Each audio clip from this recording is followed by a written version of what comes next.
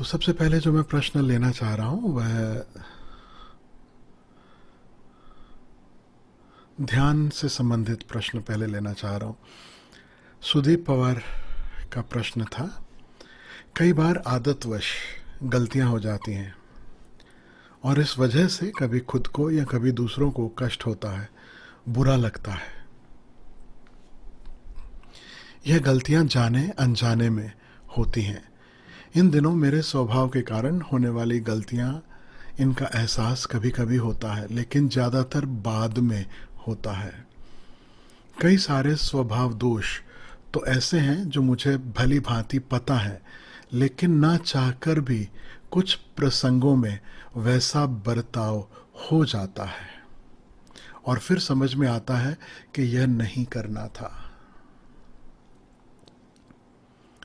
मेरा प्रश्न यह है कि कुछ करने का विचार आता है और फिर वह कर्म होता है।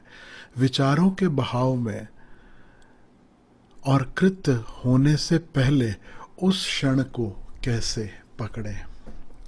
सुदीप, बहुत ही महत्वपूर्ण आपका क्वेश्चन है और मैं समझता हूँ कि सिर्फ आपके लिए नहीं, ये हम सबके लिए यह इम्पोर्टेंट क्वेश्चन है, क्योंकि बहुत लोग ध्यानी ज्ञानी हैं, बहुत समय से ध्यान में उतरने का उपाय कर रहे हैं, लेकिन जब प्रैक्टिकल जीवन में सिचुएशंस आती हैं, जब कुछ घट रहा होता है, तो उस समय बहुत बार हम व्यवहार वैसा ही करते हैं जो कभी ध्यान नहीं किया था उसके पहले करते थे। यूं तो होश की साधना करते हैं, लेकिन जब व्यवहार होता है, व्यवहारगत मूर्छा वापस आकर एन मौके पर हमें घेर लेती है, पकड़ लेती है और हम रिस्पॉन्ड करने की जगह उस सिचुएशन में रिएक्ट करते हैं। ये दो शब्द जो मैं आपसे कह रहा हूँ, रिस्पॉन्ड एंड रिएक्ट, ये ओशो के दिए हुए बड़े महत्वपूर्ण सूत्र हैं। ओशो कहते हैं कि हम जीते हैं रिएक्शन में और सीखना है हमें रिस्पॉन्ड करना। तो रिएक्शन क्या है, रिस्पॉन्स क्या है, थोड़ा सा अगर हम समझने की कोशिश करें तो अच्छा होगा। रिएक्शन का अर्थ है मूर्छा पूर्वक व्यवहार। इधर किसी ने हमारा बटन दबाया और हमारे अंदर का जो चैनल है वो बदल गया। अभी किसी ने कुछ कहा, समझो कि बहुत प्रेम पूर्वक किसी ने कुछ कहा और हमारा मन जो है वो गदगद हो गया, प्रसन्न हो गया। और अभी किसी और ने, जस्ट दरवाजे से बाहर निकले हैं और किसी और ने किसी और ढंग से मुझे कुछ कहा, समझो थोड़ा अपमानजनक, और मेरा चैनल बदल गया, मेरा भाव दशा बदल गई, मेरी मनोदशा बदल गई, और न केवल मनोदशा बदली, मेरा व्यवहार भी बदल गया। रिएक्शन का अर्थ है मेरी मनोदशा, मेरी भावदशा, मेरा व्यवहार, उसकी चाबी जो है, उसकी कुंजी जो है, वह किसी और के हाथ में है। या तो वह कोई व्यक्ति हो सकता है या वह हमारी परिस्थितियां। तो मैं जो भी कर रहा हूं, मैं एक गुलाम की भांति, ऐसा समझो कि एक बहुत बड़ा टीवी है मेरे मस्तिष्क में और उसके अनेक अनेक रिमोट कंट्रोल मैंने बस ऐसे ही फ्री में बांट रखे हैं। बहुतों के बीच में मैंने वो रिमोट बांट रखे हैं। तो जिसके हाथ में रिमोट है, इवन अनजान लोगों के हाथ में जो रिमोट कंट्रोल्स हैं मेरे, जब जो सामने आता है, जो बटन दबाता है, वैसा वैसा दृश्य, वैसा वैसा चैनल मेरे मन के अंदर जो टीवी है उसमें चलना शुरू हो जाता है। कोई डरा देता है तो मेरे भीतर एक हॉरर फिल्म शुरू हो जाती है। कोई प्यार से बात करता है तो मेरे भीतर बड़ा प्रेम उमड़ने लगता है। कोई गुस्से से बात करता है, मेरे भीतर क्रोध के भाव जागने लगते हैं। तो दो चीज़ों का ख्याल रखना है। एक तो है कि भीतर क्या ट्रिगर हो रहा है, कैसी मनोदशा या भावदशा ट्रिगर हो रही है, और उसे रोकना नहीं है, उसकी आलोचना नहीं करनी है, उसे इनकार नहीं करना है, उसे छुपाने की, दबाने की, उससे दूर भागने की कोई भी कोशिश हमें नहीं करनी है। हाँ,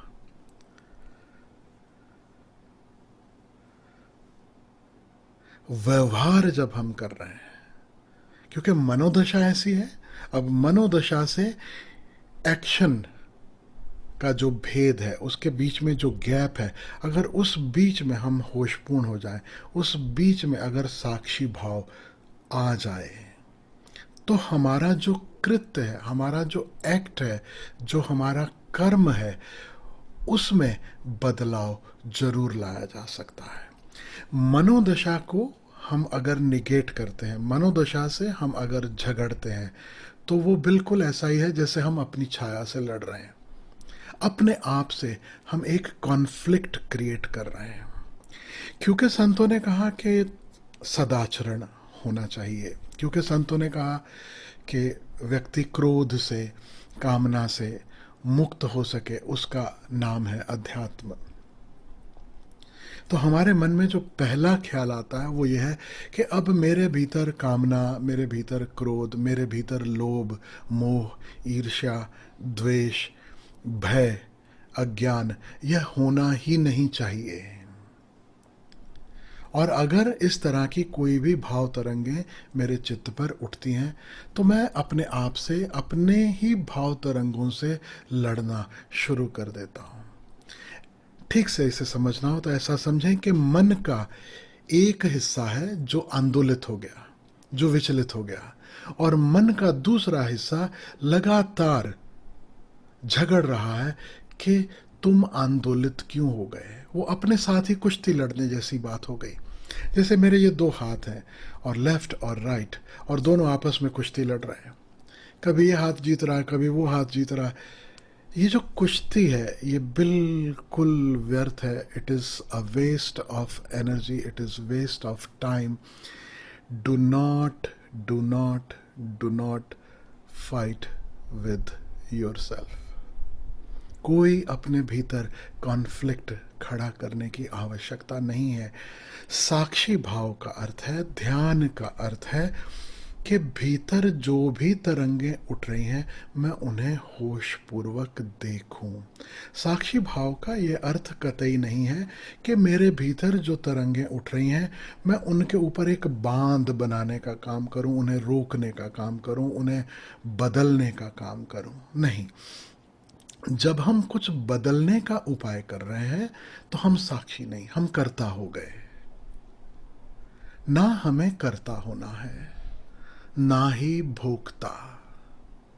हमारा एक ही लक्ष्य है साधना में कि जो हो रहा है उसके साक्षी होना है।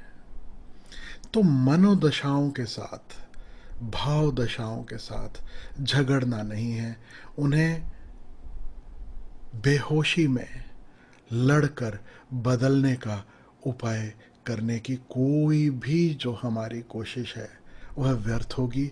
उससे हमारी ऊर्जा और बर्बाद होगी। द्वंद्व, कॉन्फ्लिक्ट जो है वह और ज़्यादा बढ़ेगा। तो हमें करना क्या है? जहाँ तक मनोदशा भावदशा का संबंध है, जैसा मैंने कहा, फिर से दोहराता हूँ, बस देखना है। यह तरंग मेरे भीतर उठी, यह विचार मेरे भीतर उठा, यह भाव मेरे भीतर उठा, और इसने एक वेग पकड़ा, इसने एक इंटेंसिटी पकड़ी, इसने एक जोर पकड़ा।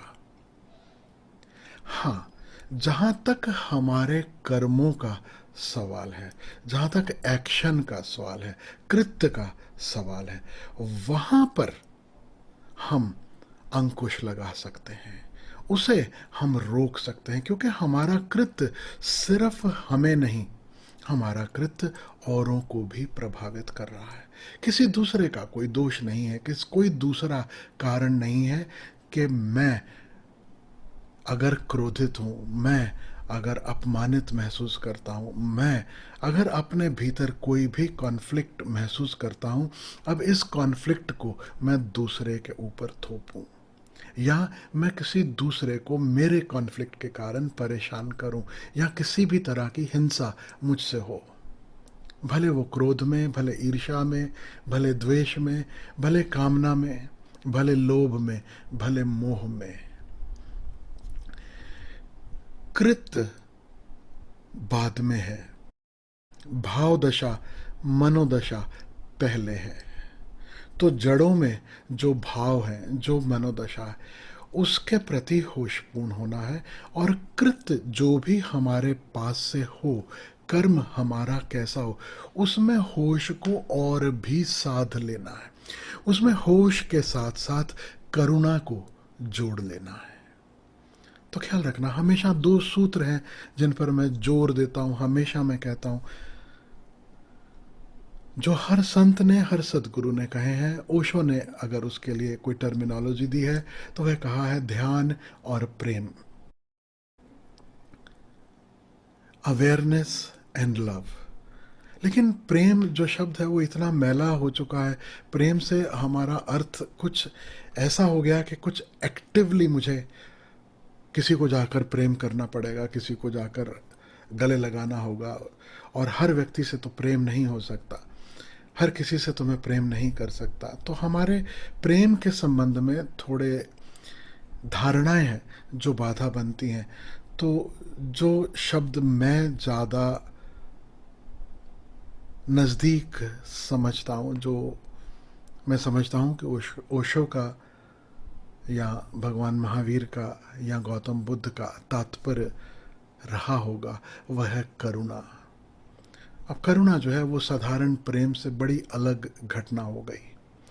करुणा का अर्थ है कि मुझसे किसी की हिंसा ना हो जाए। जैसे महावीर अहिंसा पर रुक गए, उन्होंने करुणा भी नहीं कहा, बुद्ध ने कहा करुणा। अहिंसा का अर्थ है कि बस मेरे कारण किसी को कष्ट ना हो। करुणा मेरे देखे एक कदम और आगे का आयाम है। एक तो समझ है कि मेरे कारण किसी को कष्ट ना हो।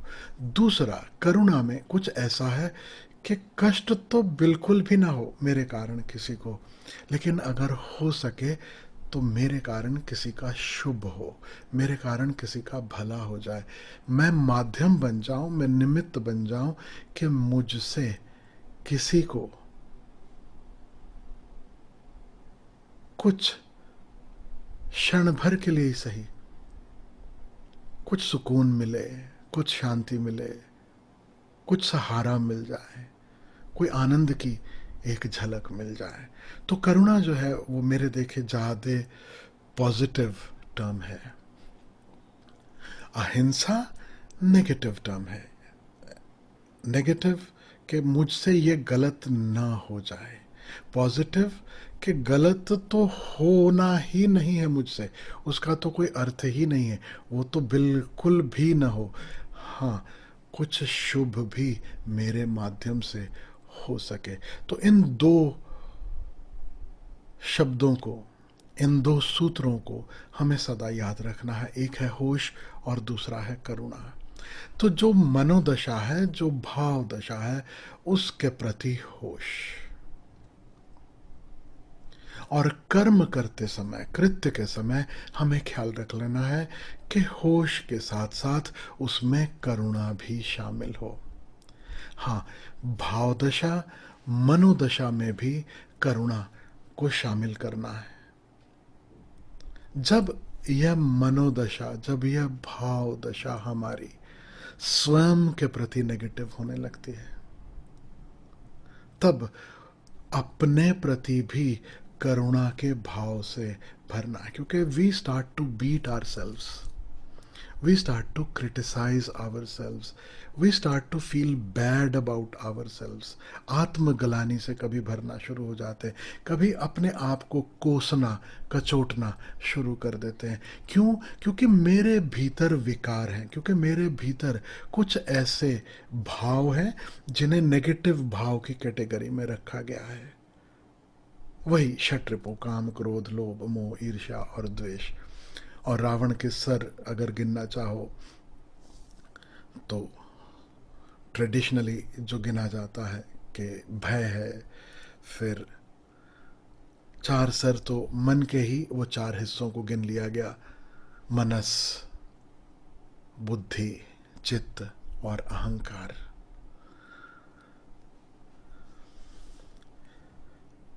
जब हम अपने प्रति नेगेटिव होना शुरू हो जाते हैं, जब हम अपने प्रति एक आत्मग्लानि से भरना शुरू करते हैं, उस समय अपने प्रति करुणा भाव रखना होगा कि इट्स ओके, भूल होती है, बार बार होती है। टू एरर इज ह्यूमन, यह मनुष्य का स्वभाव है कि उससे भूल होती है।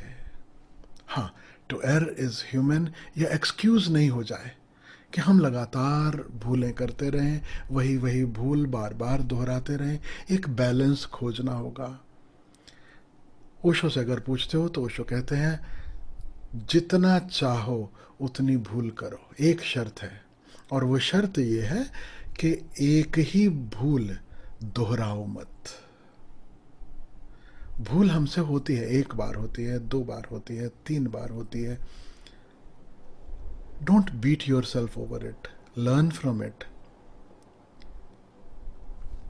क्यों भूल हो रही है, क्या कारण है उसके पीछे, क्या मैं ऐसा करूं जिससे यह भूल दोबारा ना हो।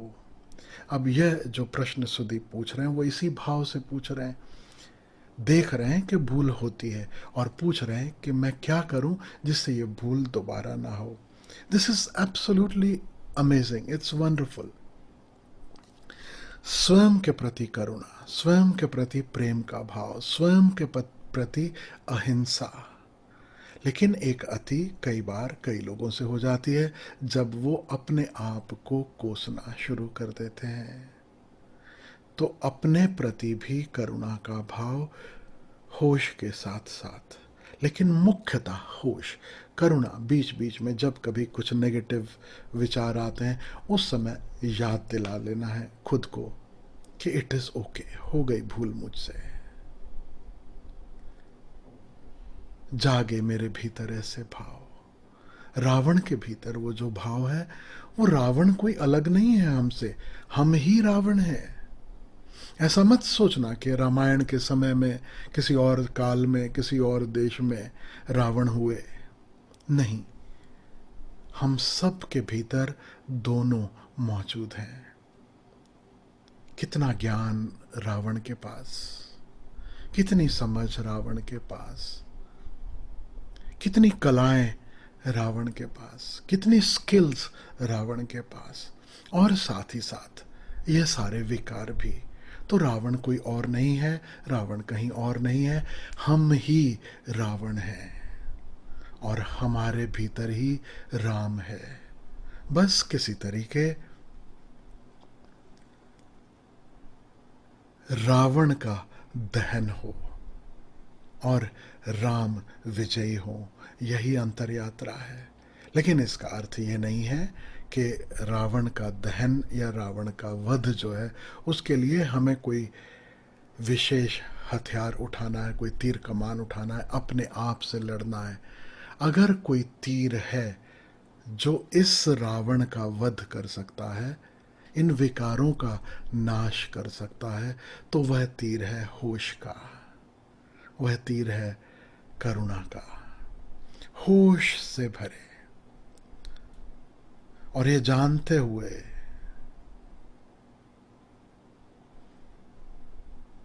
कि यह विकार जैसे मुझ में है, जैसे अन्यों में है, ये कोई अनहोनी घटना नहीं है।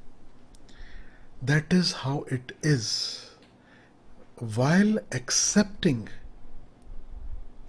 all our faults, होश का दिया जलाना है, अंधकार को मिटाना है, होश का तीर चलाना है, और इन विकारों का, अहंकार का वध करना है। तो बिल्कुल सही दिशा में सुदीप पूछ रहे हैं कि मैं क्या करूं। पहला सूत्र मैंने आपसे कहा, भाव दशाएं, मनोदशाएं, इनके प्रति होश, और कर्म करते समय होश के साथ साथ करुणा का भाव ख्याल में हो। कि मैं जो कर रहा हूँ, मैं जो करने जा रहा हूँ, क्या वह शुभ है? क्या अंततः वह शुभ को निमंत्रण देता है, या जो मैं कर रहा हूं यह अमंगल को, अशुभ को और बढ़ावा देने वाला है? तो बात जरा आसान हो जाएगी।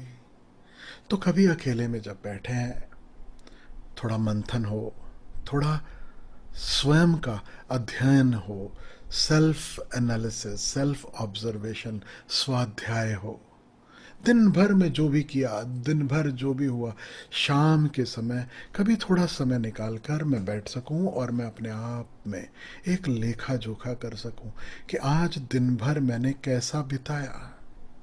और ये बहुत बड़ी भूल हो जाती है बहुत साधकों से। ध्यान कर लिया, दिन में आधा घंटा कर लिया कि 1 घंटा कर लिया कि मैं कहता हूँ 4 घंटा ध्यान कर लिया, उससे कोई फर्क नहीं पड़ता। यदि हम रोज थोड़ा लेखा जोखा ना कर सकें, यदि हम रोज थोड़ा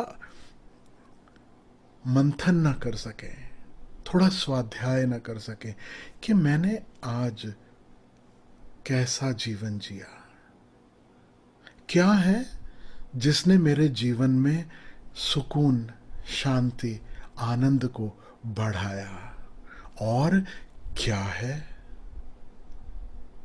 जो मेरे जीवन में द्वंद्व को, परेशानियों को, कष्टों को बढ़ा रहा है।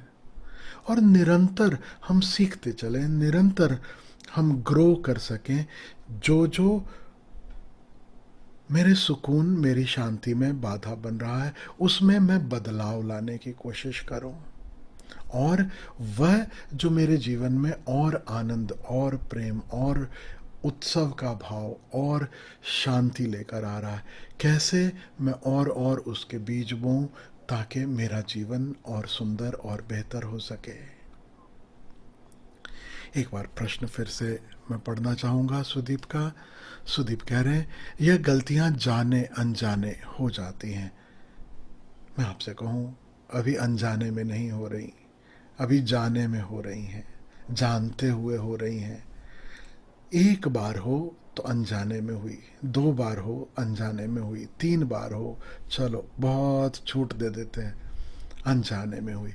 लेकिन फिर हो तो वह अनजानापन नहीं रहा, वह जानते हुए हो रही हैं। हम जान रहे हैं कि this is how I am reacting, this is how I always react, या this is how I mostly, या this is how I sometimes react, and this reaction is happening often.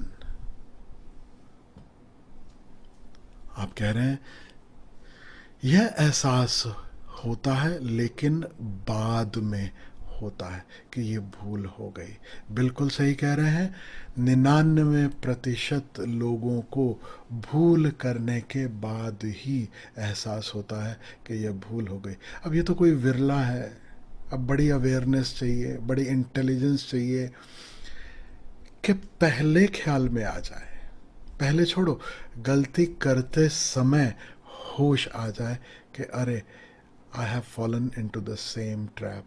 और फिर बड़ी हिम्मत चाहिए कि मैं बीचों बीच, even if I have uttered already one word, to stop myself exactly in the middle of that, in the middle of the sentence, कि अरे ये भूल हो गई। बहुत बार यह भी होता होगा सुदीप, औरों का भी अनुभव होगा कि ख्याल तो आ जाता है कि अब मैं जरा गलत दिशा में चल पड़ा हूँ, अब ये झगड़ा है, अब ये झंझट है और ये और बढ़ेगी, और मैं कुछ भी कहूँगा या मैं कुछ भी करूँगा, मेरे कहने या करने से अब ये रायता और फैलने वाला है, कुछ शुभ नहीं होने वाला, ये कॉन्फ्लिक्ट और बढ़ने वाला है।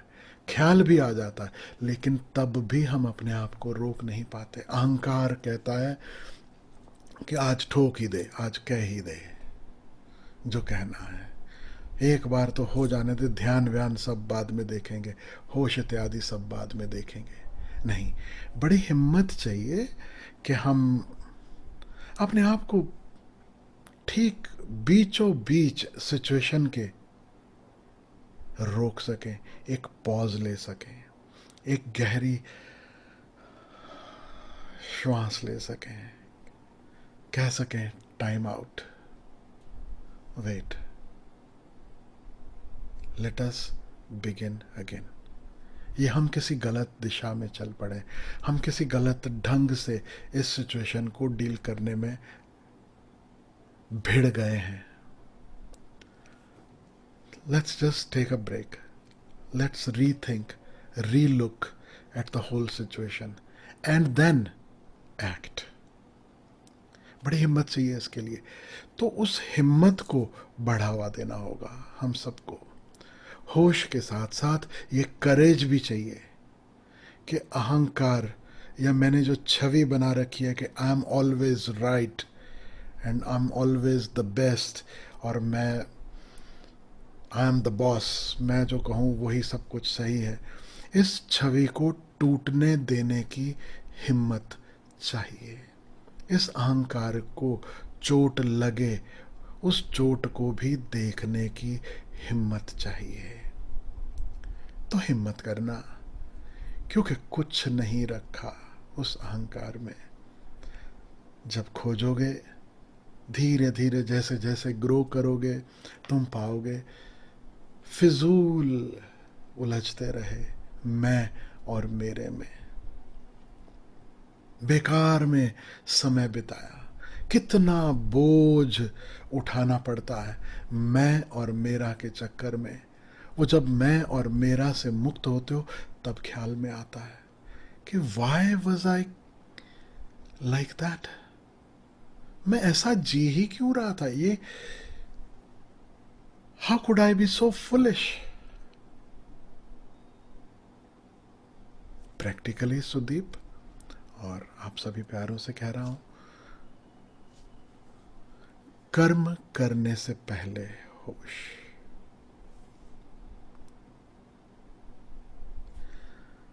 कर्म को रोका जा सकता है, दिशा दी जा सकती है, बदला जा सकता है। ज़्यादा आसान है मनोदशा भावदशा को बदल पाने से। मनोदशा जो भी है उससे लड़ो मत, भावदशा जो भी है उससे झगड़ो मत, उसके प्रति साक्षी भाव, उसके प्रति होश। और कर्म करते समय होश भी और करुणा भी। समझो भीतर है क्रोध, भावदशा तो क्रोध की है, मनोदशा तो ऐसी है कि मैं कुछ उठाऊं और सामने वाले के सर पे फोड़ दूं। लेकिन जागो, ठीक मध्य में जागो, ठीक मध्य में चेत जाओ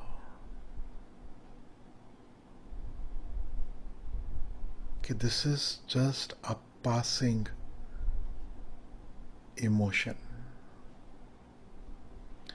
ये अचानक से ये क्रोध के बादलों ने आकर मुझे घेर लिया है,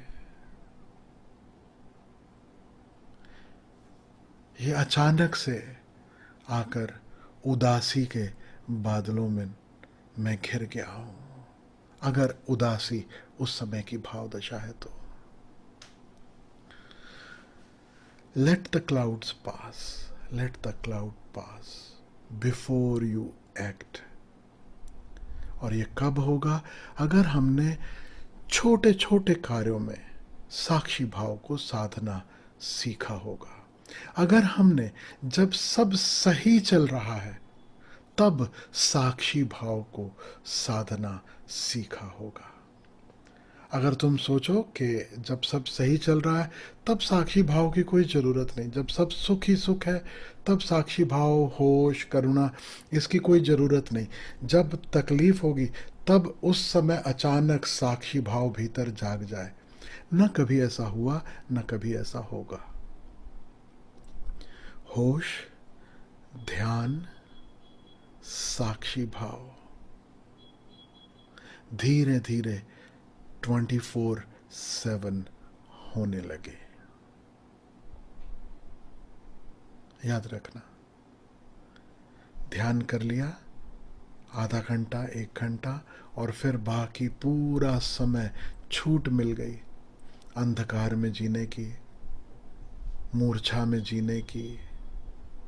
अगर ऐसा कहीं समझ लिया तो बड़ी भूल हो जाएगी। अवेयरनेस कब? जब सब ठीक है, जब सब सही चल रहा है, तब से अवेयरनेस को साधना शुरू करना। तभी यह सधी हुई अवेयरनेस जब कष्ट आएगा तब भी जागेगी, तभी काम आएगी। एक उदाहरण मैं आपसे देना चाहता हूं। मैंने पीछे अभी एक मूवी देखी, गुंजन सक्सेना.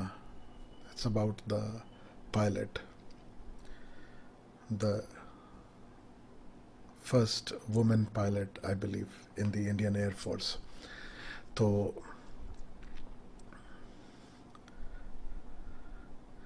मुझे बड़ा अच्छा लगा कि जो ट्रेनिंग है उसमें वो सॉर्टी बोलते हैं. सॉर्टी यानी दिल go out for a flight in the helicopter, और जो भी अपना पूरा एयर में कितना समय वो लोग बिता रहे हैं वो सब.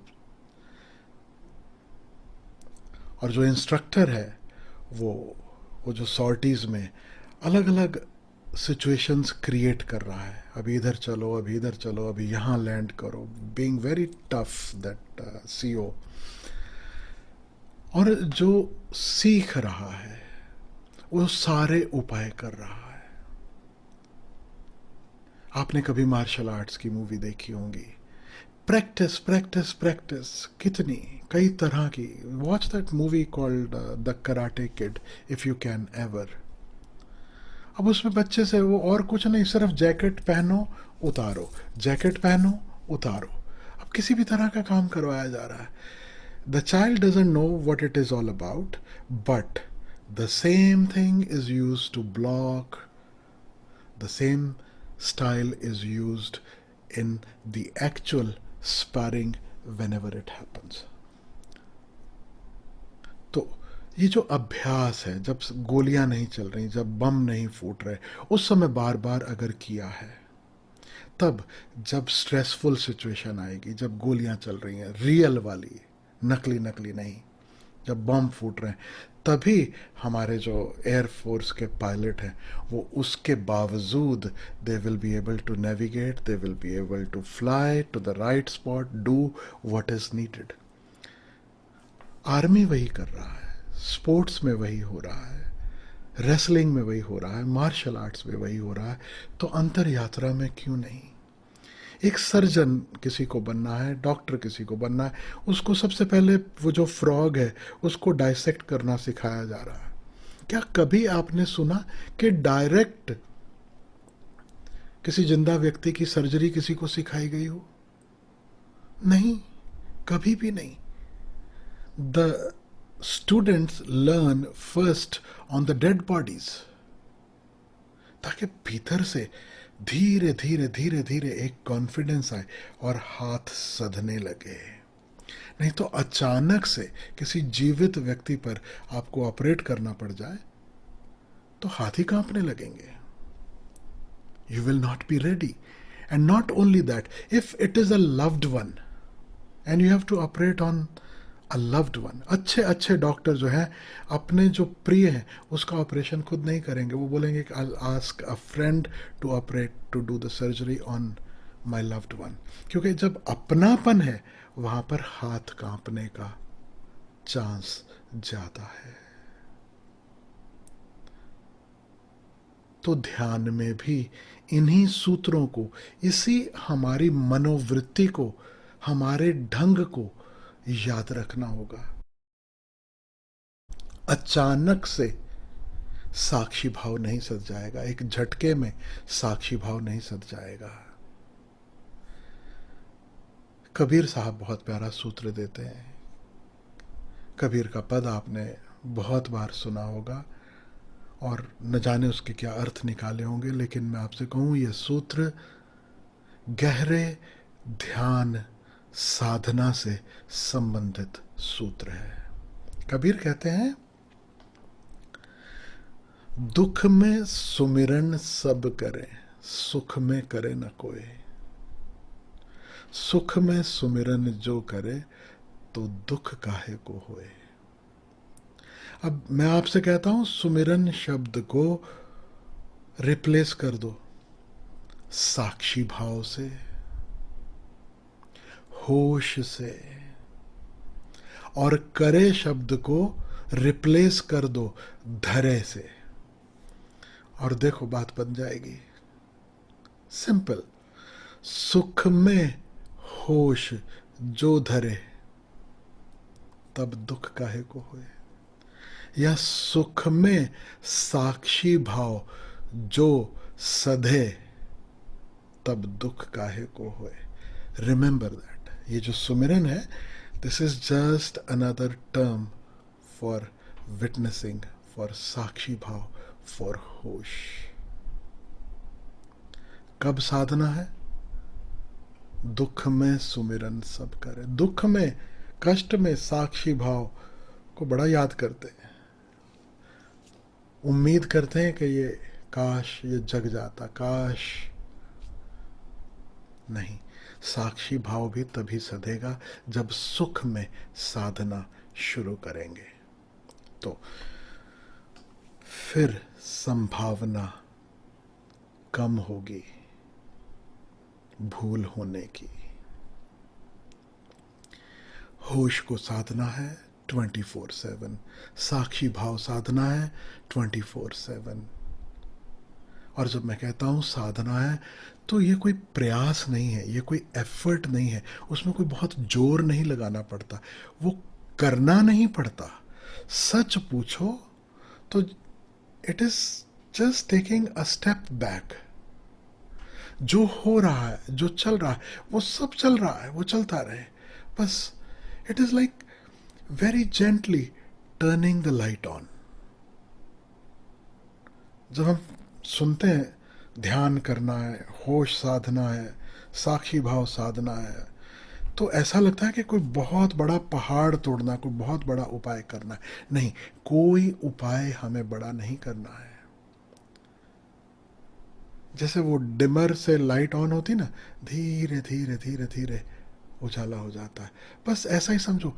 वेरी जेंटली होश का दिया, उसकी लौ बस फैल सके। सच पूछो तो बिल्कुल भी प्रयास नहीं है। It is about taking a break from all that you are doing and stepping back, बस।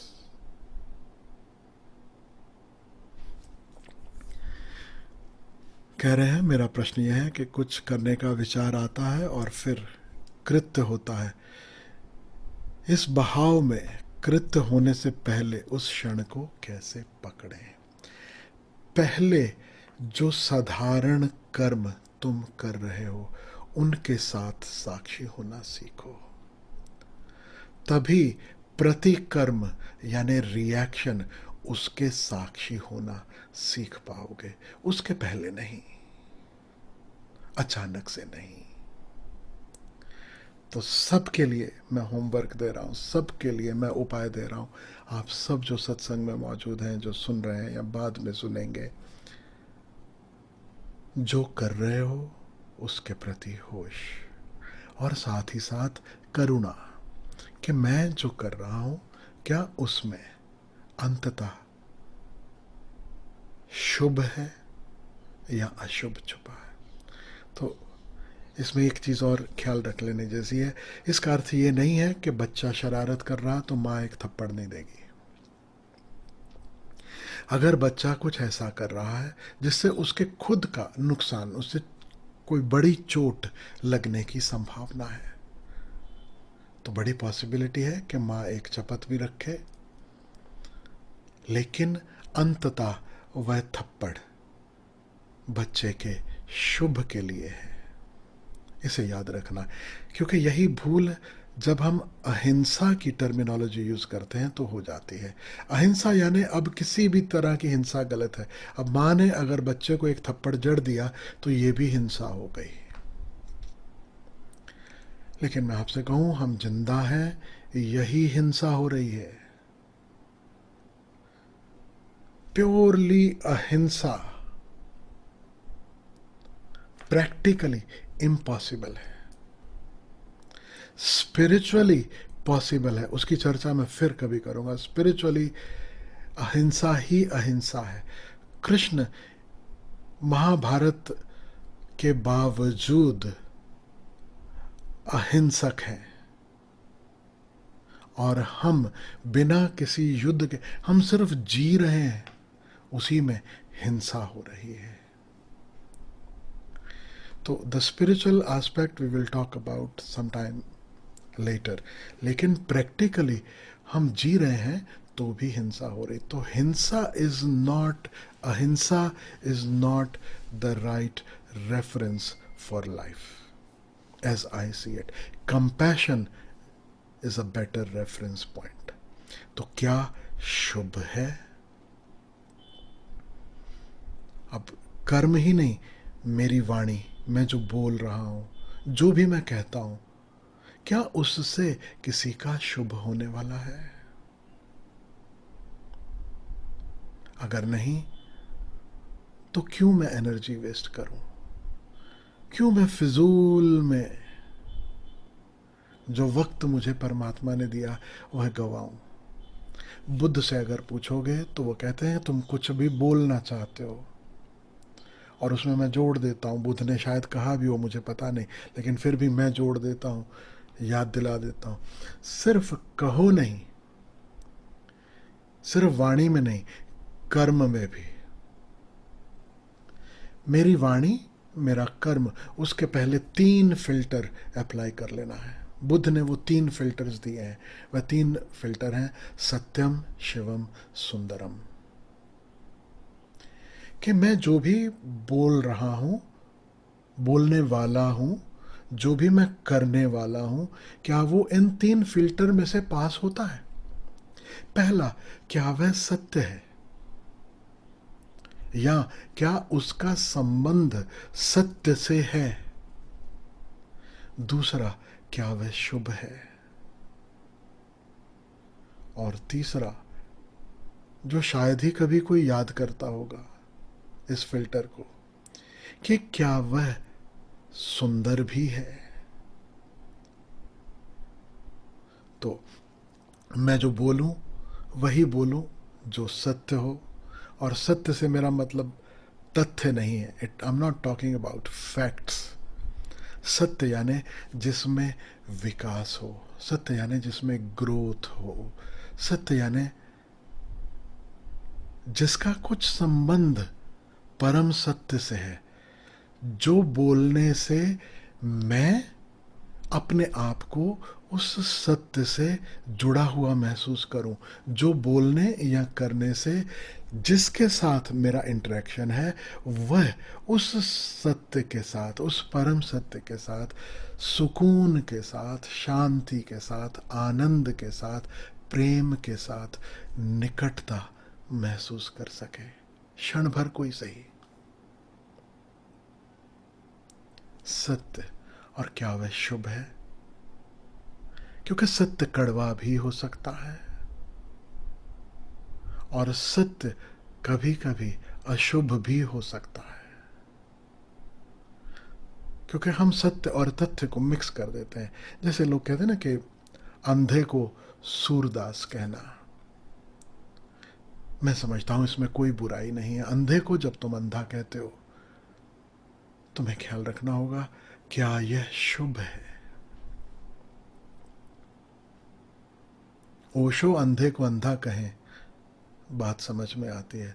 सदगुरु हमारा रोग हमें बताएं, सदगुरु हमें हमारे विकारों के बारे में चेताएं, उसमें शुभ छुपा है। लेकिन हम दूसरे को उसके विकार गिनाएं, इसमें शुभ नहीं है, इसमें सिर्फ आलोचना है, इसमें सिर्फ मैं तुमसे बेहतर हूं यह भाव छुपा है।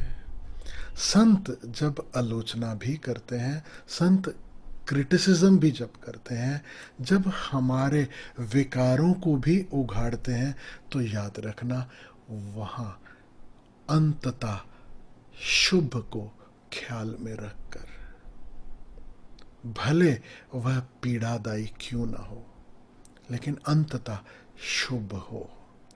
तो हमें ख्याल में रख लेना है कि मैं जिस सत्य को बोलने या जिस सत्य से प्रेरित होकर कोई कर्म करने का चुनाव कर रहा हूं, क्या वह अंततः शुभ लाने वाला है, या यह मेरे अहंकार का ही एक हिस्सा है।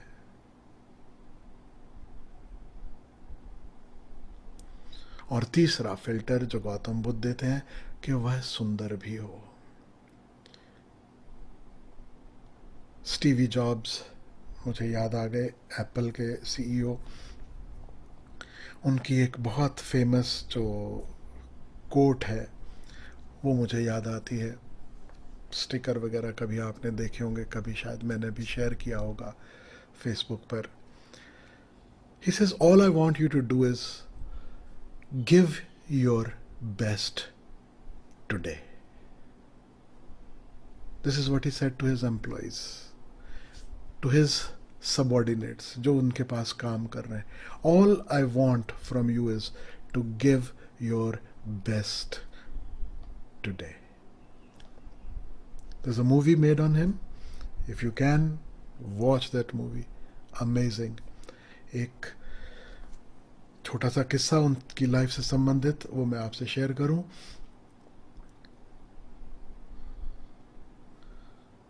सबसे पहला जो कंप्यूटर उन्होंने बनाया, उस कंप्यूटर में जिस ढंग से अंदर चीज़ें लगी हैं, कंपोनेंट्स जिस ढंग से मदरबोर्ड पर फिट किए गए हैं, वो खोलते हैं और देखते हैं और बोलते हैं कि this is not the way, इसे सही ढंग से करो, ये सीधा नहीं है, ये टेढ़ा है, ये ऐसा है, ये ऐसा है। And the person who made that computer possible, याद रखना स्टीवी जॉब्स खुद टेक्निकल ब्रेन नहीं थे। He was not the actual doer. वो बैठ के निटिग्रिटीज में नहीं कभी गए कि कैसे प्रोसेसर बनेगा, कैसे क्या होगा। His whole emphasis was on aesthetics.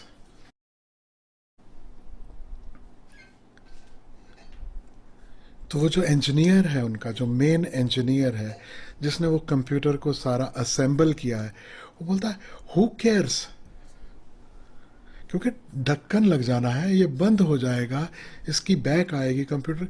अब उसके अंदर कैसा दिखता है, कौन यूज़र उसको खोल के देखने वाला, वो बंद तो बंद। क्या आपने कभी अपना मैकबुक, कभी अपना आई मैक कभी खोल के देखा है? नेवर।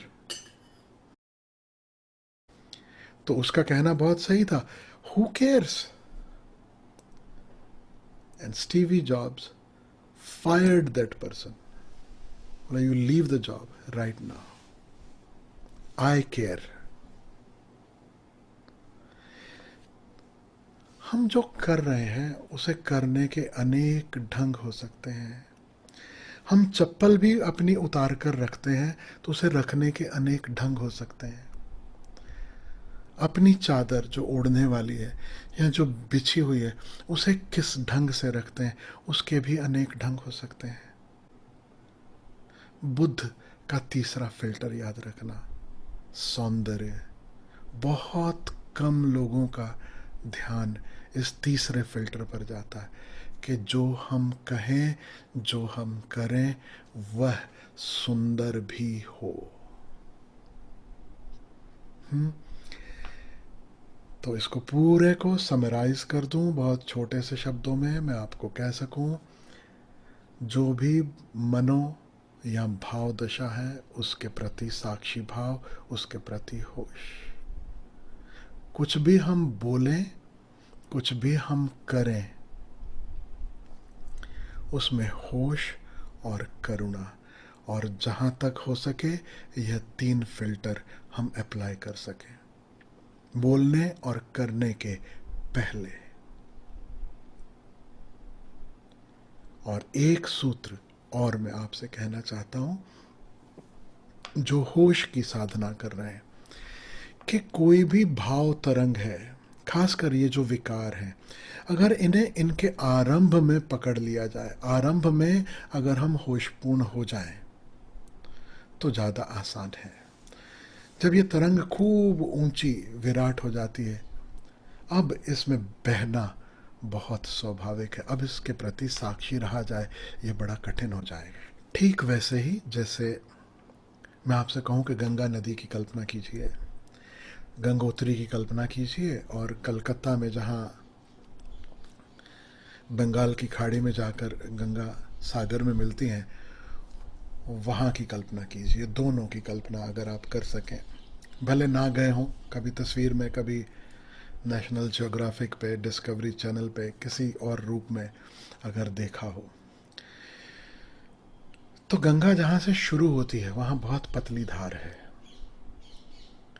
जो बहाव है बहुत कम है, और अगर उसे मोड़ना हो, अगर उस पर बांध बनाना हो, अगर उसे कोई अलग दिशा देनी हो, तो गंगा की शुरुआत में तो आप दिशा दे भी पाओगे, डैम बना भी सकते हो। लेकिन जहां गंगा इतनी विराट हो गई, जहां वो सागर में जाकर मिल रही है, अब यहां चाहकर भी आप बांध नहीं बना सकते, अब उसकी दिशा नहीं बदल सकते, क्योंकि इतना विराट रूप उसने ले लिया है। तो ठीक ऐसे ही समझना, जैसे गंगा का उद्गम, वहां पर जो जल है, वहां पर उसे एक दिशा दी जा सकती है, और अंत में नहीं। ठीक वैसे ही काम, क्रोध, लोभ, मोह, ईर्ष्या, द्वेष, ये जैसे ही जागें, अगर उद्गम पे, अगर शुरुआत में, अगर एट द बिगिनिंग हम उसके साक्षी हो जाएं और उसे दिशा दे सकें, या दिशा नहीं भी देना है, हम सिर्फ उसके साक्षी हो सकें, सरलता होगी।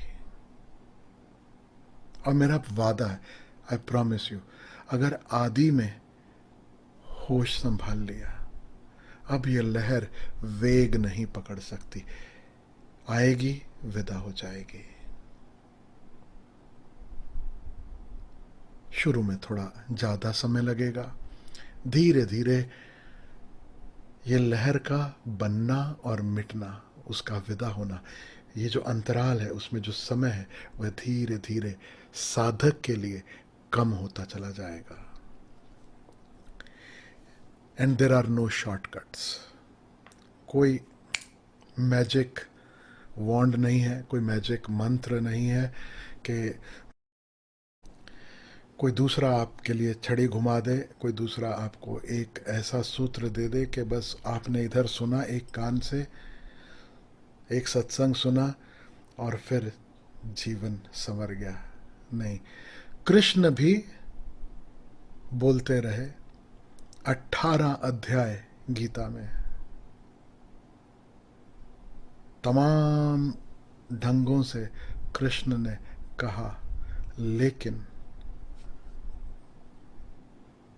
अर्जुन मोक्ष को उपलब्ध नहीं हो पाए। अंततः कृष्ण को यही कहना पड़ा, तो सब छोड़ मेरी शरण में आ, बस इतना ही कर। There are no shortcuts, remember. जो हम सीखते हैं, जो हम सुनते हैं, उसे अपने जीवन में धीरे धीरे ही सही, बड़े संयम के साथ, बड़े धैर्य के साथ उसे उतारते जाना है।